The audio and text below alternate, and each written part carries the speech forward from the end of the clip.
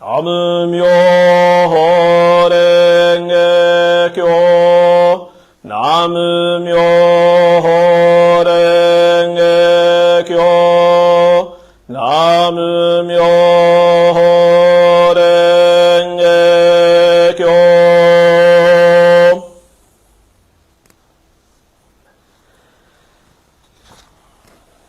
Allora, cari amici di Dharma, questo giorno speciale è il giorno in cui celebriamo l'inizio del nuovo anno, no? E allora, per scrivere questo discorso ho riflettuto un pochino, almeno forse come sempre, ma forse un po' di più questa volta, su me stesso e sul ruolo che io assumo, va bene, in quanto monaco, che è quello di guida spirituale, va bene? Quindi ho riflettuto sul significato della guida spirituale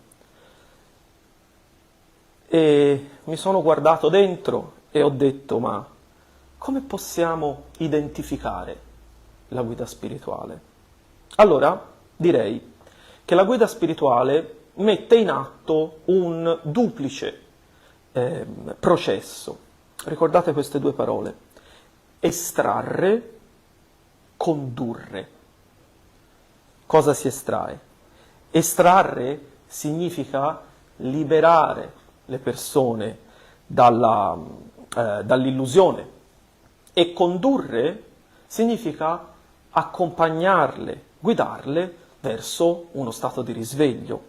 E ovviamente, come tutte le cose del buddismo, questi due processi non sono separati, sono indivisibili, quindi estrarre e condurre.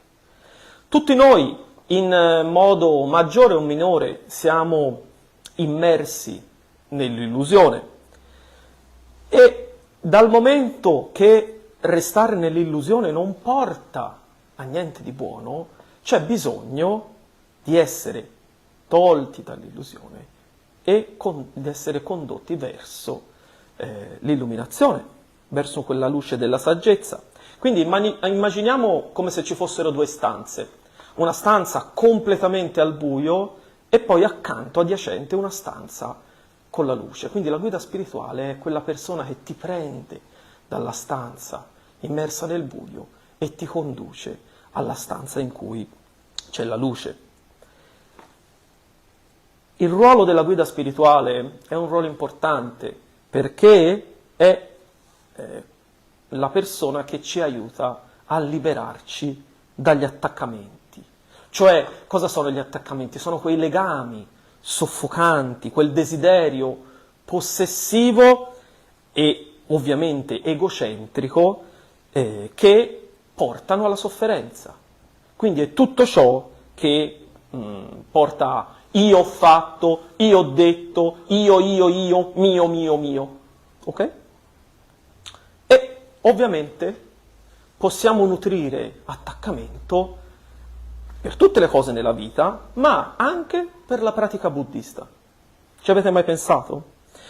Per esempio, nel tempo si è creata una situazione un po' sfortunata, penso, secondo la quale molte persone sono state indotte a credere che la pratica spirituale richieda delle strutture gerarchiche, oppure che sia benefico istituire dei ruoli o delle posizioni, a volte anche completamente inventati, con l'idea che con questi ruoli possano motivare maggiormente i praticanti.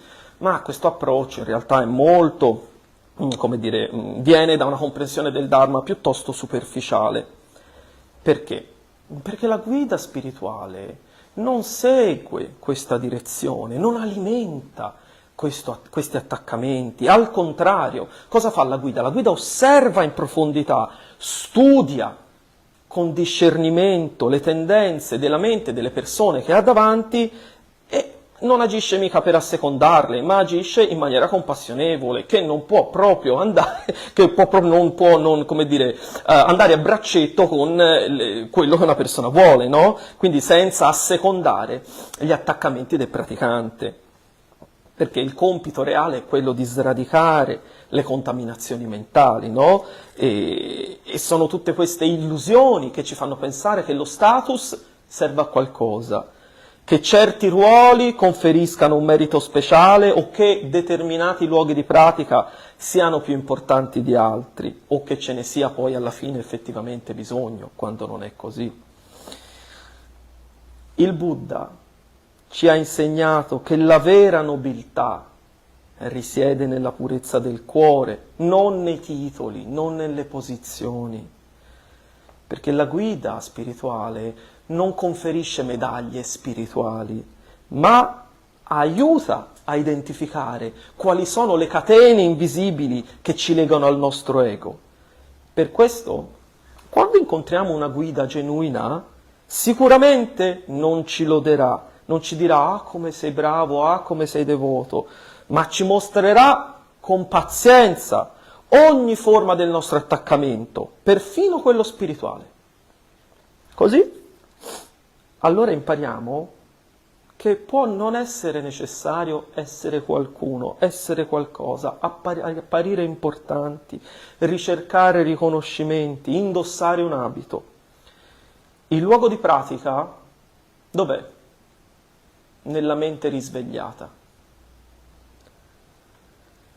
Non è un edificio in particolare. L'autorità da cosa nasce? Dalla profondità della realizzazione, non da un titolo formale.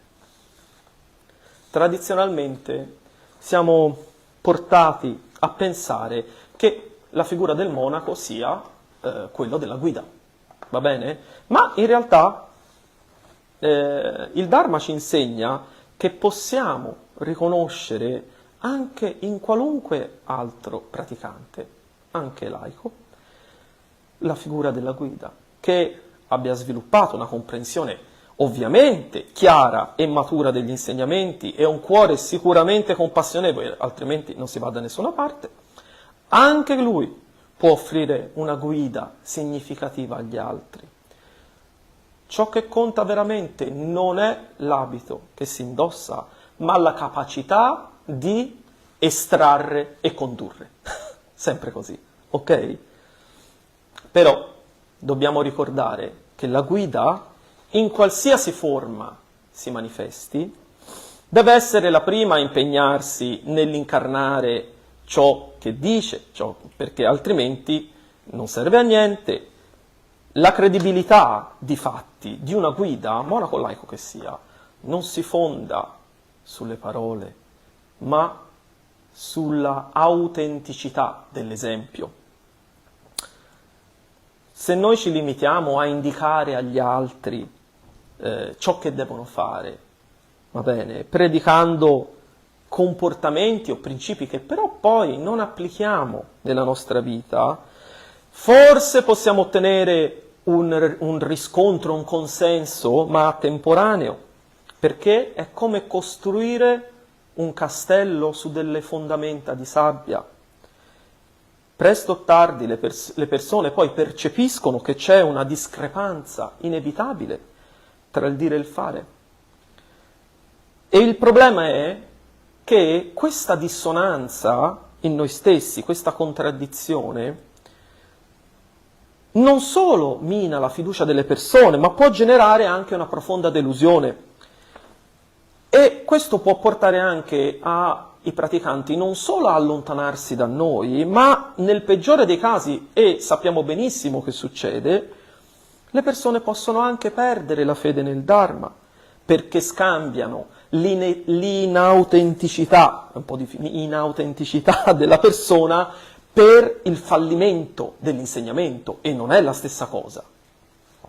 Per questo la responsabilità primaria della guida è verso la propria pratica. Ok? Il comportamento deve essere uno specchio limpido e coerente, soprattutto, del Dharma, in ogni occasione. Piccole occasioni, grandi occasioni, pubblico, privato, qualunque occasione.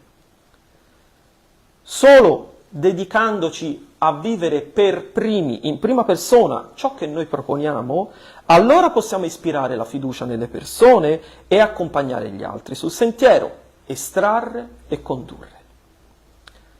Io, per quanto mi riguarda, come monaco, ovviamente ho un maestro al quale, che adoro, al quale voglio tantissimo bene, che ha una pazienza infinita nei miei confronti e gli devo il mio riconoscimento e tutto il mio rispetto. Però ho imparato nella quotidianità che la saggezza del Dharma la posso trovare anche in chi vive con rettitudine.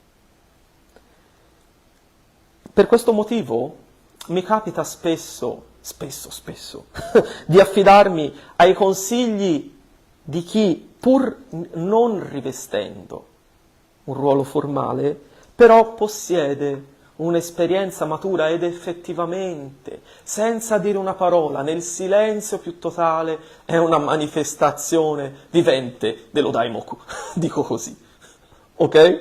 Proprio una manifestazione vivente della compassione del Buddha, anche senza fare grandi discorsi. Quando sono incerto, quando ho dei dubbi, e ce li ho come tutti, non dubbi su quello che devo fare, non dubbi sulla fede, non ne ho, ma magari qual è il modo più compassionevole per agire? Allora mi affido a queste persone e allora la loro guida mi ricorda che l'essenza dell'insegnamento si misura nella concretezza della vita, libera da ogni tipo di ostentazione. Quindi mi auguro che queste mie parole vi possano aiutare a imparare a riconoscere queste luci quando le vedete sul vostro cammino, ok? E ancor prima però a sforzarci di diventare per noi stessi e per gli altri delle guide fedeli non a un'idea, ma alla verità vivente del Dharma. E come mi disse il mio maestro una volta, quando era estremamente arrabbiato con me, mi disse: non devi dire, devi fare. Con questo ho terminato e recitiamo insieme Daimoku 3 volte. Namu Myoho Renge Kyo, Namu Myoho Renge Kyo, Namu Myoho Renge Kyo. Grazie a tutti.